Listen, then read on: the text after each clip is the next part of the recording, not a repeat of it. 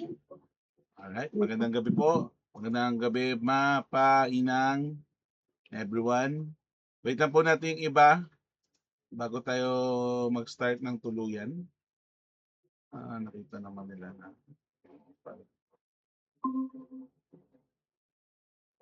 Sister Connie, good din po.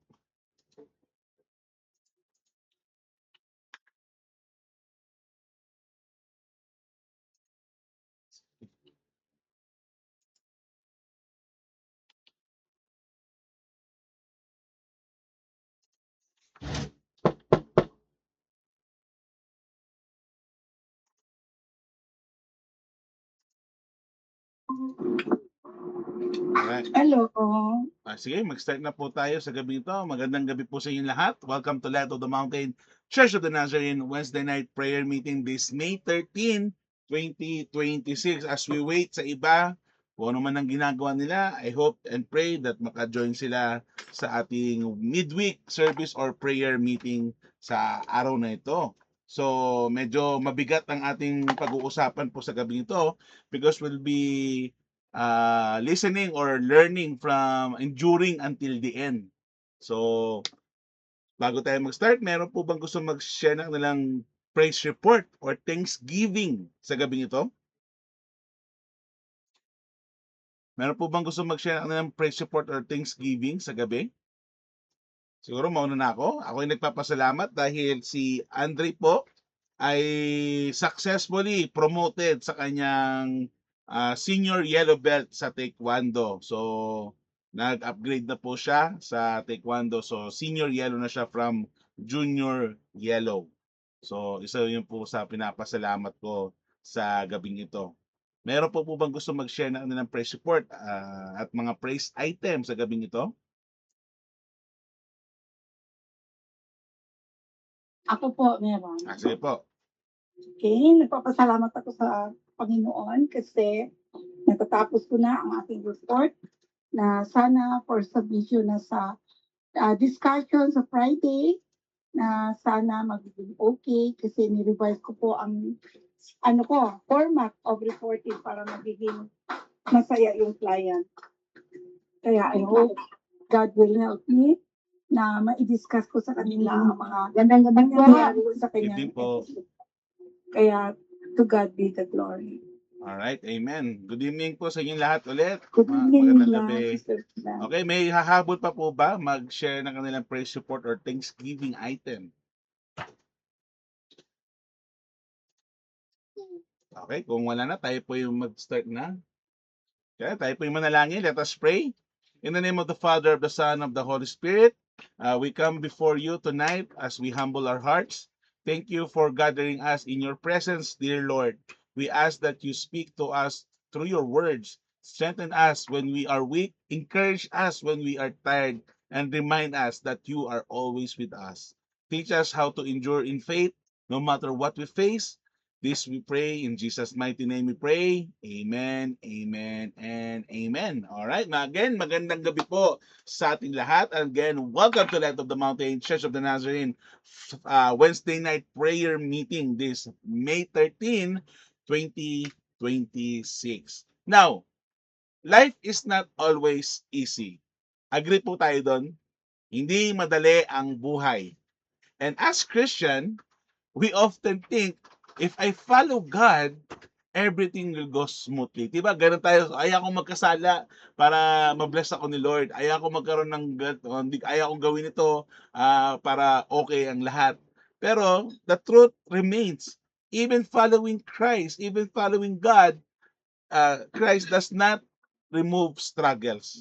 Hindi po natatanggal ang pagsubok, hindi po natatanggal ang mga hinanakit, sakit, because God allows us to experience struggles at malalaman natin kung bakit. It gives us strength to endure them. As Christians, lagi ko sinasabi, hindi tayo puro hallelujah lang at hindi tayo tawag doon, anong term na wala sa isip ko. Hindi tayo exempted sa mga hindi tayo exempted kasi even Christian endures pain. endure struggle. And nararanasan natin yan. And nakikita natin to sa story ni Job, mga story ng disciples, even Jesus himself experienced struggles, pain, and endured them until the end. Kaya yan yung topic natin is endure until the end. Now many believe kasi today many believers today are tired, discouraged, and ready to give up. Sino po sa atin yung mga nakakaranas nun? Mga Kristiyano, mga disipulo, mga leaders na feel tired, discouraged, ready to give up, and even myself experienced it from time to time. But the Bible remains clear. Meron siyang sinabi dito, but he who endures, sabi sa Bible, but he who endures to the end shall be saved. At makikita po natin yan sa Matthew chapter 24 verse 13. Ulitin ko lang po, ang sabi dito sa Matthew 24 verse 13, mga kapatid, but he who endures to the end shall be saved. Now, the Christian life is not just about starting strong. It's about finishing strong. So, meron tayong kasabihan, when the going gets tough, the tough gets going. Diba? Never back down, never surrender. So, I just want to tell you a short story sa gabing ito. There was a farmer who planted bamboo. Alam niyo po ba ang bamboo? May idea po ba kayo kung anong ibig sabihin sa bamboo? O, diba? In Chinese literature, bamboo is the humblest tree. So, alamin natin kung ano yung mga yon. So, there was a farmer na nagplant ng bamboo. He watered it every day. Every day. He took care of it. He took care of the soil, inalagaan, binantayan, diniligan, waited and waited. But for 5 years, 5 years, 5 years, sa isang araw may 365 days. Sa isang taon, may 365 days. 5 years, times 5 mo yung 365 days. Nothing came out to the ground. Walang nangyari. Yung bamboo shoot na yun, bamboo shoot, ang tagal. Walang nangyari for 5 years. Nagdidelay, kinukultivate, inaalagaan, dinidiligan, at wait and waited. Imagine that sa ating Christian faith, sa ating leadership, sa ating progress. Pag walang visible progress, pag walang growth ka nakikita, diba nakakapanghinayang, nakaka-tired, nakakawalang gana, I just want to give up, wala naman nangyayari. But in 5 years, suddenly after the 5th year, it grew over 80 feet in just a few weeks.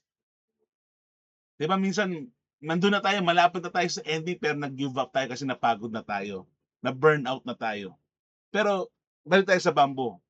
So, bakit biglang umano yung bamboo shoot? Biglang lumaki. Nagkaroon ng 80 feet, nag-grow kagad ng 80 feet after a few weeks, after 5 years. Because during those 5 years, mga kapatid, may nangyayari na hindi natin nakikita sa ating mga mata. Doon sa baba ng soil, within that 5 years, yung roots ng bamboo grow deep. Nag-grow siya palalim. So in short, ang lesson to nito is sometimes in life, sa ating buhay, sa ating leadership, sa ating school, sa ating church, sa ating work, sa ating family, sa ating relationship, minsan you don't see the progress. And sometimes you don't feel like nothing is happening, parang walang nangyayari. But God is working in the background, in the underground. He is building our faith, character, and strength.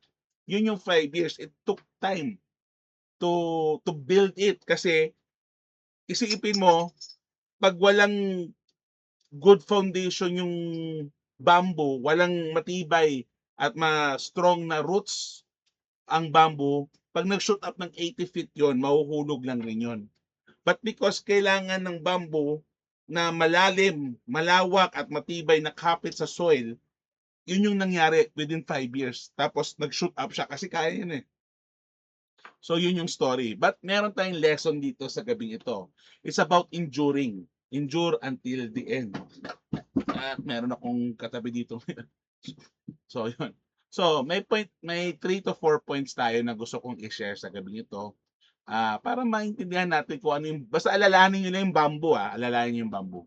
So, point number 1, enduring is the part of the Christian life. Sabi nga sa John 16:33, kung may Bible kayo, please open your Bible para nababasa nyo rin yung sinasabi ko kung totoo at tama. Hindi pwede kayong makikinig lang tapos di nyo nakikita, baka mali na kayo, baka winawala ko na kayo. Dapat you open your Bible even sa cellphone or sa Bible itself para kayo mismo nakikita nyo na tama ang sinasabi ng pastor o someone talking about the Bible.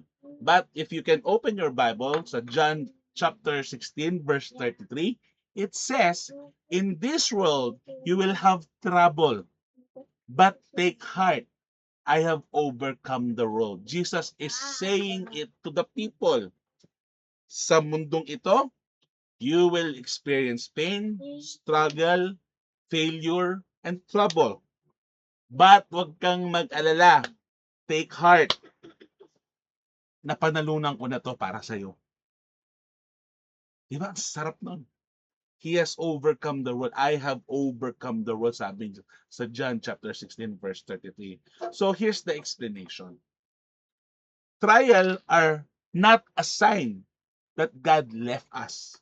Kasi minsan, diba, naisip natin, napakadami mo problema. Lord, nasaan ka? Bakit mo ko iniwan? Bakit ako nagkakaroon ng problemang ganito? Diba? Ganun usually. Pag may problema, minsan sinisisi natin ang Panginoon pag tayo ay nagkakaroon ng problema. But remember that trials are part of our Christian journey. Trials, problem, struggles are part of the Christian journey. Anong ibig sabihin nun? Ay, ako na lang maging Kristiyano kasi pag naging Christian pala ako, mas marami ako magiging pagsubok. Hindi po yun ang ibig ko sabihin. Ang ibig ko po sabihin is ang problema na kinakaharap mo sa ngayon is hindi po yan sign na umalis o walayo ang Diyos sa'yo, kundi God give the opportunity for you to be strong in your faith and trust and obedience to Him because it is part of the trial. If you remember the bamboo, if you remember the story of Job, di ba? Even Jesus suffered. Nung 3 years siya sa ministry, Jesus suffered. Yung siya ay bata to papunta, also Jesus suffered. The apostle all suffered. Even Apostle Paul suffered following Christ. Giving ano yan? Akin to? So, di ba lahat sila nag-suffer? So, we should not be surprised by hardship, especially if leader ka, especially if Christian ka, because it's also already part of our life, our Christian journey. Now, hindi ko po sinasabi na hindi ko kayo tinatakot, but binibigyan ko kayo ng heads up. Bakit? Because Satan, most of the time, Satan is trying to lead us astray, palayo sa Panginoon. Kaya pag binabatuhan ka ng, di ba, kay Job, naalala niyo yung kwento ni Job? Si Job kasi is a righteous man. Proud na proud si God kay Job. At sinubukan siya inano siya ni Satan. Ganyan lang naman niya kasi binigay mo naman lahat eh. Sige, tanggalin mo yung ano. Ano nangyari? Namatay yung mga alaga niyang hayop. Until such time, namatay yung mga anak niya. Naransak siya ng mga bandit, nagkasakit siya, pinagtawanan siya ng mga kaibigan niya, nagkaroon siya ng boils. Pero nangyari, she still continue to praise the Lord. 'Di ba? Tapos ano nangyari noon? Sabi ng anak niya, ng asawa niya, sumpa mo ang Diyos at mamatay ka na diyan. 'Di ba? Tapos sabi ng mga kaibigan niya, ano bang ginawa mo? Although hindi niya naman nagsabi kasi hinintay, tahimik na sila. Nandyan yung kaibigan na Job, present, physically present. Tapos yung nagkaroon na sila ng opportunity magsalita, ano bang ginawa mo? Mag-sorry ka na lang sa Panginoon para mapatawad ka niya. Yan yung nangyari kay Job. And at the end of the story ng Job is, Lord, bakit? Siyempre napagod na siya, nagkaroon na tired na siya, nanghina na siya, he just want to give up. Gusto niya na nga lang mamatay eh. Pero pinakita sa kanya ng Panginoon yung wonders, yung reason. At yung pinakita kay Job, yung mga yon, hindi kinaya ng kanyang utak, kaya nga nagdugo siya sa ilong niya, tenga, pati mata. Kasi na-overload siya. Sabi niya, your words is not my words, your thought is not my thought. So, yun yung nangyari kay Job. Even Job suffered a righteous person suffered because it's part of the journey of the Christian faith. Now, hindi ko kayo tinatakot, but binibigyan ko yun ng encouragement na normal po ang problema. Kahit naman di Christian, may problema. Pero normal po yung problema na yan. Ang gusto lang iparating, iparamdam at ipakita ng Panginoon sa atin is manindigan tayo sa Kanya. To be faithful until the end. To endure hardship with Jesus until the end. Now, ano application natin dito? Instead of asking why is this happening to me, Lord, nag-church ako. Lord, nagtatides ako. Lord, active ako sa ministry. Lord, mabait akong tao. Lord, mabuti akong tao. Ba't nangyayari ito sa akin? Huwag yun yung itanong mo. Ang itanong natin, Lord, ano ba ang gusto mong matutunan ko dito?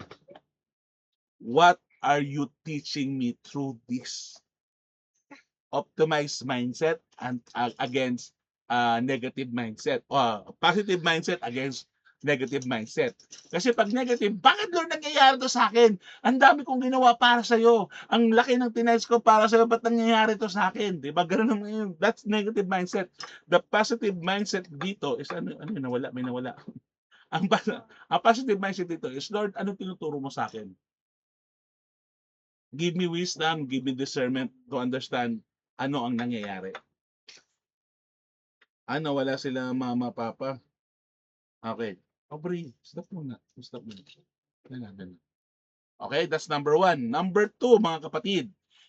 Again, number 1? Enduring is part of the Christian life. Number 2, enduring produce spiritual growth. Isa pala sa reason bakit tayo we need to endure is to spiritually grow. Diba? Ang tawag natin doon is growth pains.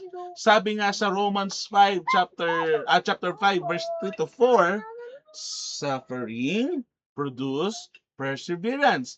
Perseverance, character. Character, hope. So suffering produce perseverance. And perseverance produce character. And character produces hope. Endurance is not useless pain. It has a purpose. Hindi po, diba, endurance, pag nag-gym ka, diba, you endure the pain para lumaki muscle mo. Endurance training tawag natin doon, or resistant training. You endure the pain, paulit-ulit, ng set, lang reps, para lang lumakas yung muscle mo. Ganon din po sa ating faith. We endure those trials, remaining faithful, para lumakas at tumibay yung faith at pamampalataya natin sa ating Panginoon. Now, again, endurance is not useless pain. It has a purpose. And the purpose is trial produces perseverance. Perseverance produces character. Character produces hope. God is shaping us through difficulties. Nagigets niyo po, tawag po natin doon sa mga plantita is pruning. We cut those branches even if healthy para maano natin yung plant na lalo pang maging fruitful.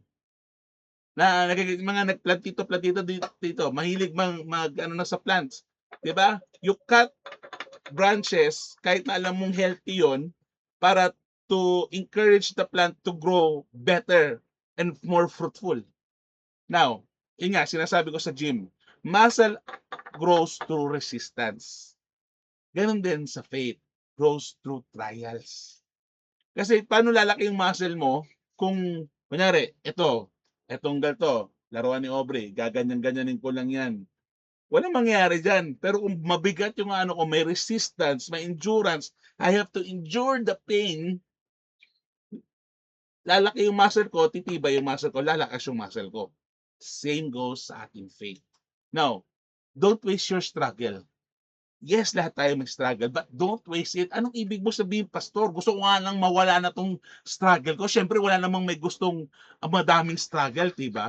Pero, nag-struggle ka na, make the most of it. Huwag mo sayangin yung struggle na yon. Let God use them to grow you, to teach you, to guide you. So, to teach, to grow, and to, ano ba sinabi ko na wala sa isip ko? To teach, to grow, and to endure para hindi masayang. Kasi nandun ka na eh, magkakaproblema ka na lang, 'di ba? Make the most of it, ika nga. Sabi nila, nandun na eh. So, ask God to teach you, to guide you, and so that you may understand ano pa ba pwede mong gawin. Kasi for sure, may gustong parating si Lord eh. May gustong iparating si Lord palagi. Yung struggles na pinagdadaanan, ako, madami akong struggles. Kung alam niyo lang, I want to give up. Most of the time, gusto ko na nga lang mamatay sa dami ng problema ko. Pero I always say to God, Lord, let your will be done. I want to give up. Gusto ko nang matapos to. Pagod na ako. Ayoko na ng ganitong feeling. Pagod na ako. Ayoko na, Lord. I just want to give up. Pero at the same time, pag naalala ko, Lord, I know, I just pour out my heart. But Lord, help me understand, ano ba ang gusto mong iparating sa akin? Ano bang gusto mong matutunan ko dito? Everybody has its pain. Everybody has its struggle. Kaya nga sabi sa isang quotation, be kind. Be kind to people. Kasi hindi mo alam ang pinagdadaanan ng tao. Akala mo masaya lang. Pero yun pala, wasak na yung kalooban niya. Sa psychology, sabi sa psychology, yung mga taong palatawa, yung mga palatawa, puro tawa, puro pa-joke-joke, those are the people who are already broken. That's true. That's true. Saying it in a personal experience. Pero you have to learn to ask God, Lord, what are you teaching me? Help me understand. Number 3, again, ano tayo, recap tayo. Number 1, enduring is part of the Christian life. Number 2, enduring produce spiritual growth. And number 3 is enduring requires fixing your eyes on Jesus. Hindi mo kayang lagpasan ang pagsubok na iyong pinagdadaanan pag wala ka sa presensya ng Panginoon. Paano ka maka-upload or maka-view sa Facebook mo at YouTube kung wala ka naman data at Wi-Fi? Diba? Sabi nga sa Hebrews 12, chapter 12, verse 1 to 2, let us run with perseverance, fixing our eyes on Jesus. Sabi sa Matthew, seek ye first the kingdom of God, and all these things shall be added unto you. As Christians, brothers and sisters in Christ, we are fixated through Jesus. Dapat excited ka para kay Lord. Excited kang magkasama ang Panginoon. Excited kang makinig sa salitahan ng Diyos. Excited kang i-share ang Panginoon sa ibang tao. Excited kang may matutunan at ma-apply kung ano ang binasa mo sa Biblia. Dapat ganun ka palagi. Dapat ganun dapat tayo. Remember, we lose endurance when we focus on the problem, to the people, to the pain. Bakit? Siyempre, alam mo yung mga tao, may mga tao kasi na imbis solusyon yung isipin, yung problema yung pinoproblema. Alam mo yun? May problema ka na nga, tapos pinoproblema mo pa yung problema, mamoproblema ka lalo kasi pinoproblema mo na yung problema na pinoproblema ng problema, so problema ng problema mo. So mamoproblema ka ngayon kasi pinoproblema mo na yung pinoproblema mo, dahil iniisip mo lang yung problema, kaya namoproblema ka kasi wala ka rin ibang maintindihan at maisip sa problema mo kung hindi yung problema mo lang. Nag-gets niyo po ako doon? May kilala kayong ganong tao na imbis solusyon ang isipin at bigyan ng time at ng effort yung problema. Kasi naman, ang ginawa mo. Imbis na solusyon, imbis na matuto ka, anong lesson na pwede mong marating doon, yung problema lang yung pinag-uusapan. So, walang mangyayari, mamomroblema ka lang kasi problema ang pinoproblema mo. Sabi nga sa isang joke, don't problem the problem unless the problem is your face. Yun yung joke. Sunod, we lose endurance because when we focus on people sa church, di ba? Ayako diyan kasi nandiyan si ano. Ayako diyan kasi yung pastor boring. Nandiyan. Remember that the pastor is put there by God. Kahit sabihin mong ayaw mo sa kanya, kahit sabihin mong boring siya, kahit sabihin mong hindi ko siya gusto, God put the person there for a reason. Now, for what reason? For whatever reason, hindi ko rin alam. Bakit siya nandun? Pero, God put him or her there. So may reason. Di ko lang alam ang masasabi sa inyo kung ano yung reason na yun. Pero may reason ba't siya nandyan. And most of the time, ang mga tao ayaw magsimba kasi nandun yung ayaw nilang tao. Tama? Those who hurt them, those who na pinahiya sila or whatever. Diba? Ang pastor kasi, pinakamasakit sa pastor if yung mga tao bigyan ng lalamig pag nako-correct. Diba? Alam mo yun? Pag na-correct yung tao, bigyan na lang ng lalamig, bigyan lang nawawala. Don't focus on the person. Focus on Jesus. Focus on God. If you remember my illustration before do sa tubig, kasi may gusto na, pastor, ayaw ko na sa simbahan ito, lilipat na ako kasi ayaw ko sa kanya. Hindi ko gusto yung nangyayaring galto. Hindi ko trip yung ganyan. Ayaw ko ng galto. Ayaw ko ng ganyan. So, lilipat na lang ako. Sabi ng pastor, sige, give me 1 week. Etong baso na to may tubig. Pag nakayanan mo within one service na walang mahulog na tubig, pagbibigyan kitang umalis sa church. O sige. So the next Sunday, pumunta yung babae o yung mag-asawa, hawak-hawak yung tubig. Throughout the service from the car to the church, to the fellowship, to outside of the church, hawak-hawak yung tubig. Walang nahulog. The next Sunday, pastor, nagawa ko na yung sinabi mo na walang nahulog na tubig. Okay, anong nakita mo? Meron ka pa bang nakitang ayaw mo? Hindi ko alam, pastor, kasi focus ako dun sa baso na may tubig na walang mahulog. Yan ang sinasabi ko. If you focus on people, marami kang matuturo. Ay, ayako ng damit niya. Ay, ang baho ng bunganga niya. Ay, ang pangit ang itsura niya. Ay, ang pangit ng boses niya. Kasi focus ka sa tao. Ay, ang init ng aircon dito. Ay, ako na dito. Ay, wala akong maupuan. Ay, natutulog siya. Ang ingay niya. Ay, ang kukulit ng mga bata. Ay, hindi ko gusto yung pastor. Ay, hindi ko gusto yung katabi ko. Ay, ang daming mong makikitang problema. Di ba? You nitpick problems. Ito, ayaw. Because you focus on the people, to the environment. Nakalimutan nyo, you are there sa church to focus on Christ. Kaya nung sinabi ng pastor, see, nakita mo, wala ka nakita because focus ka sa baso na yon na may tubig na hindi mahulog. So, imbis na i-focus mo yung, mag-focus ka sa mga tao, you focus on Christ so that you may endure. Nag-gets niyo po ako? Hello? Hello? Gising pa ba kayo? Narinig ba kayo? Sunod is the pain. We lose endurance because we focus sa pain. Masakit. Totoo naman, masakit. Totoo namang mahirap. Wala na tayong pagdedebatehin doon because mahirap talaga ang struggle. Masakit talaga ang struggle. Pero kung hindi masakit yan at walang anong sacrifice yan, di ba? But we gain strength when we focus on Jesus. Kaya nga you have to fix your eyes to Christ. Kaya nga sabi nga to be Christ-like. Hindi niya sinabi to be someone like, to be just like, but to be like Christ. But why Jesus? Bakit si Jesus? God yun eh. Kaya niya talaga yun. Well, remember that Jesus is also yes, 100% God, but He is also 100% man. Umiyak si Jesus, lumuha nga ng dugo. Pero but why Jesus? Why focus on Jesus? Because He endured the cross. Napanood nyo ba yung Passion of Christ? Yung napanood ko yon, umiyak ako. To the point na gusto ko magkaroon ng time machine para bumalik ako doon para pigilan o tulungan si Jesus. Pero I realized nung tumanda-tanda na ako, hindi pala pwede yun. Because kung hindi siya mamamatay sa cross, there will be no salvation. Kailangan niya mamatay sa cross. But He endured it. He understands the suffering.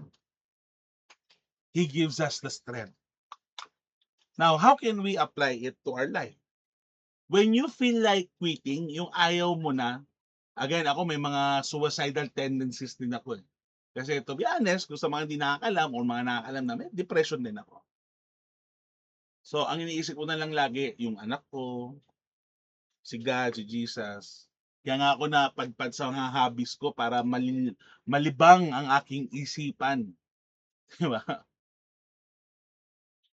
So, Nung mga pagkakataon na I want to quit, ayoko na, pagod na ako, ayoko na ng ganito, sawang-sawa na ako sa ganito, bakit ko nararanasan 'to? 'Pag naramdaman ko na yon, I pray. Most of the time, I kneel down and pray. Okay, you don't have to, but I, at that time, kneeling down seems appropriate, seems right, seems correct. So, I kneel down. Lalo pag ako lang mag-isa, matutulog sa kwarto, pag nakahiwalay ako matulog sa kwarto.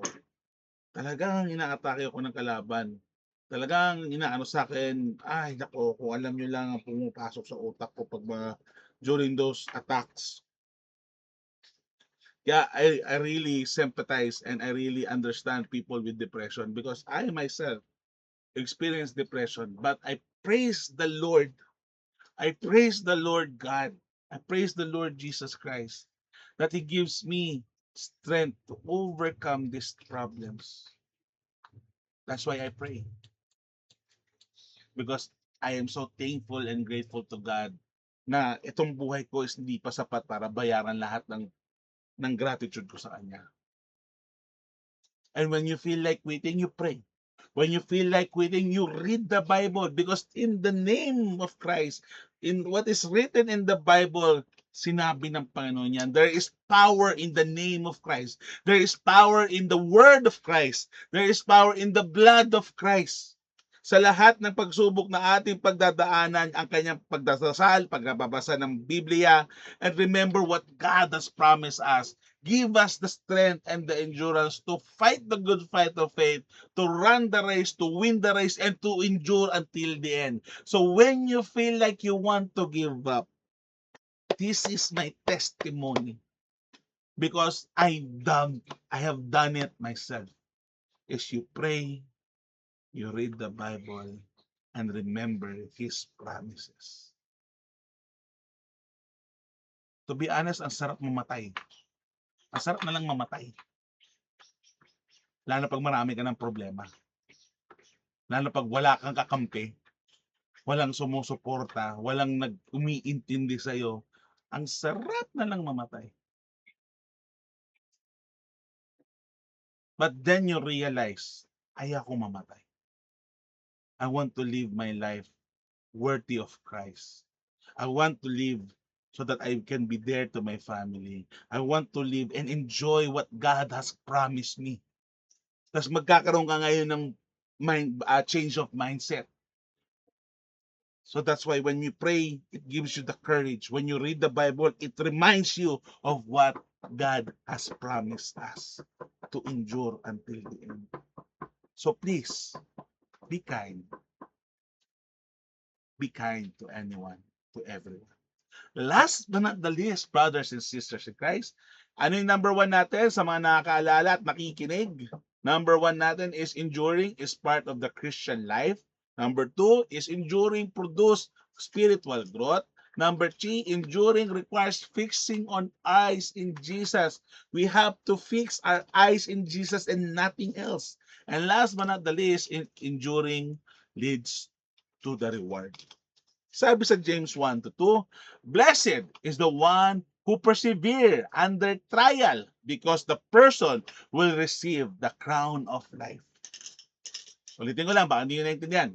Blessed is the one who persevere under trial because, ito yung clause, the person will receive the crown of life. Now, ano ibig sabihin nun? Diba? Ang daming sinabi, Pastor. Ano ibig sabihin nun? God sees you.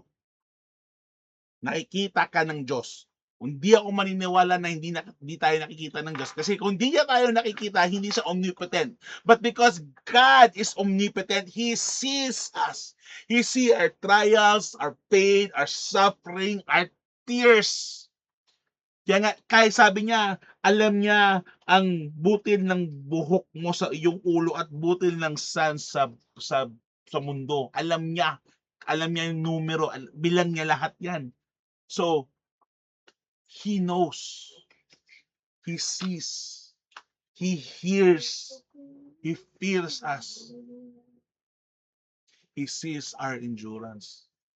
Even if others don't notice, even if no one appreciate, Even if parang walang nangyayari.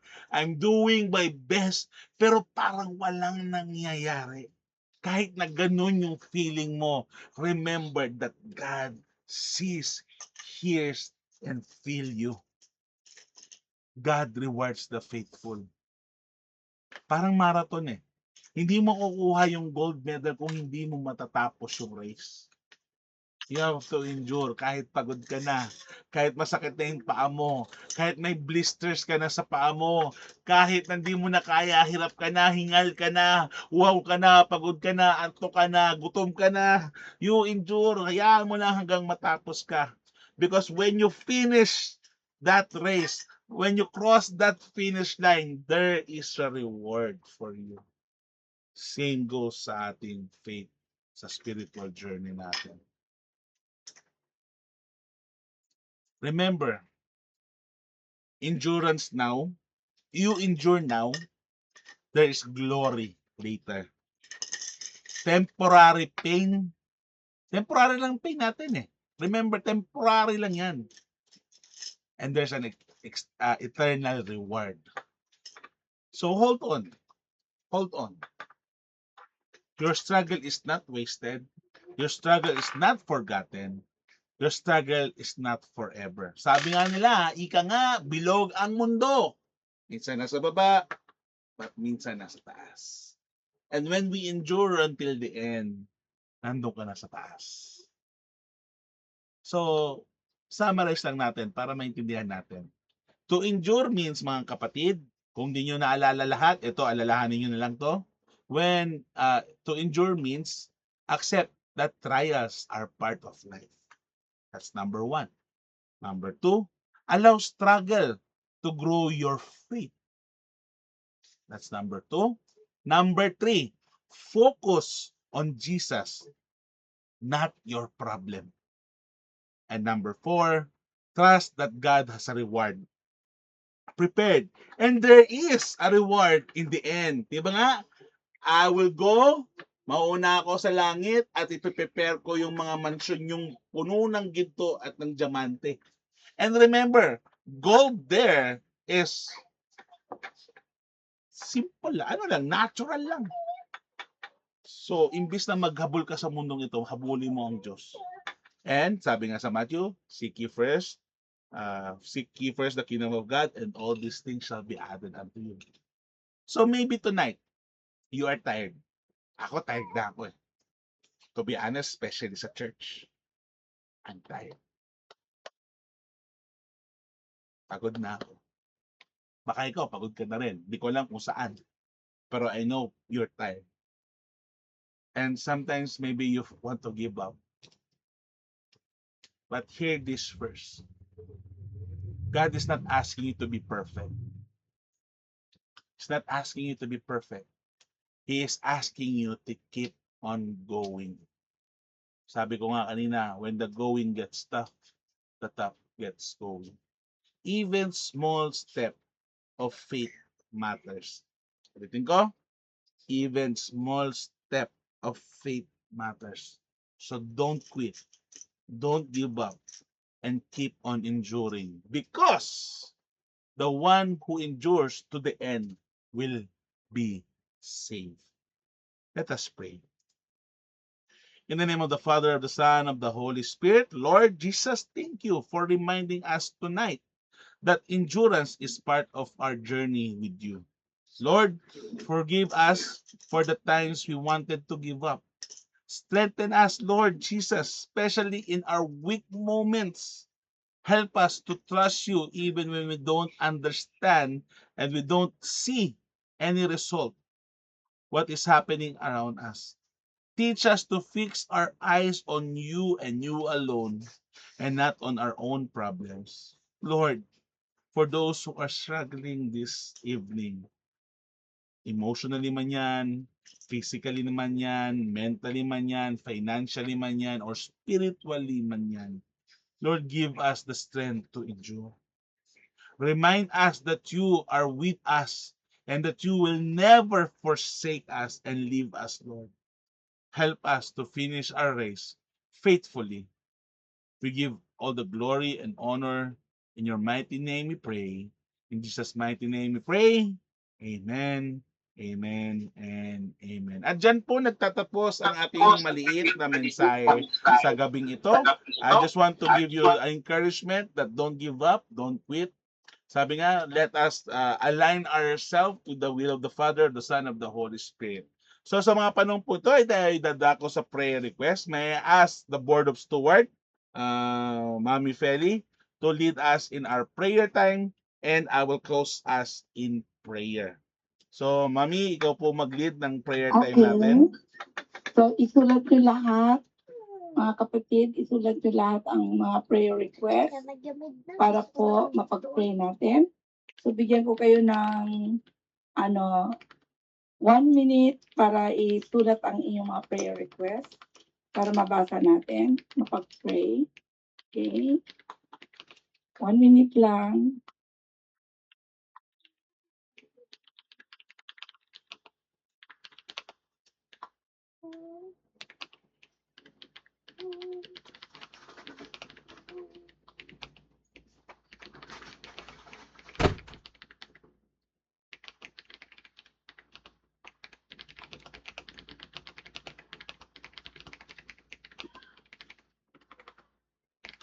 Ready na ba kayo?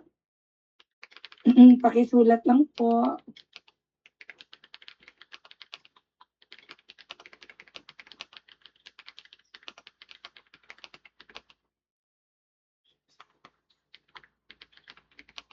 Okay, start na po tayo.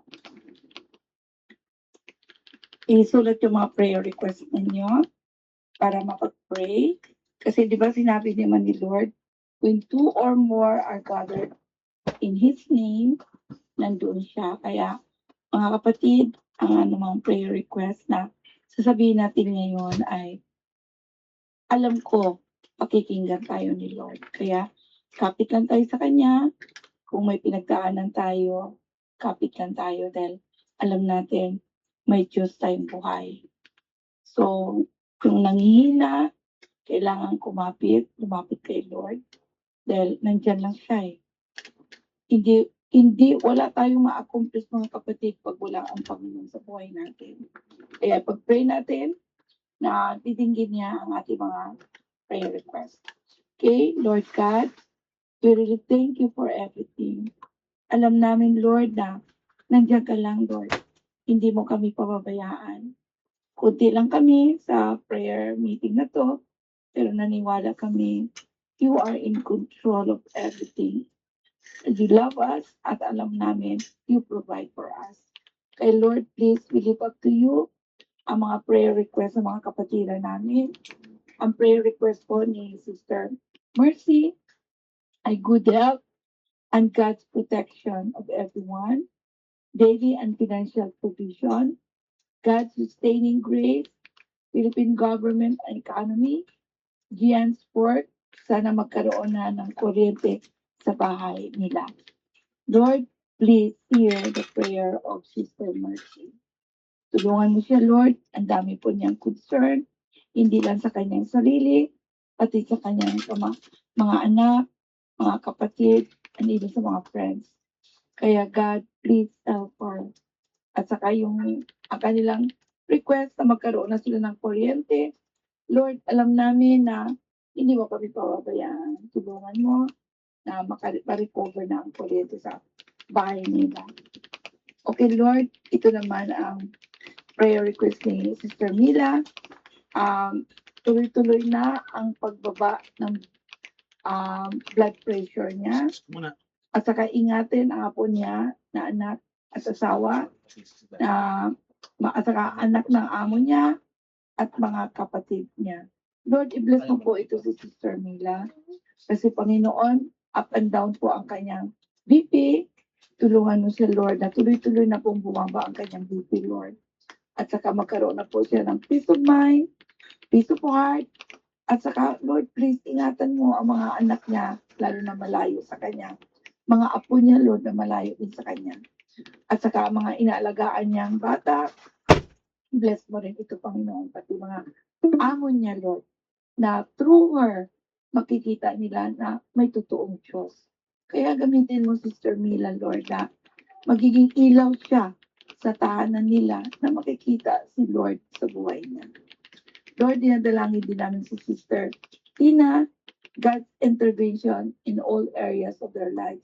Tulungan mo, Lord, na patubayan sila, Lord, mga prayer request nila, mga pangangailangan nila, at saka kay Elaine, ang mga pangangailangan din. Tulungan mo, Panginoon.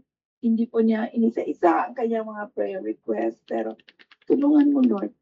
Mag-intervene ka po sa buhay nila na ma-accomplish nga lahat ang mga dapat nang i-accomplish, mga provision na dapat i-provide sa kanila, Panginoon.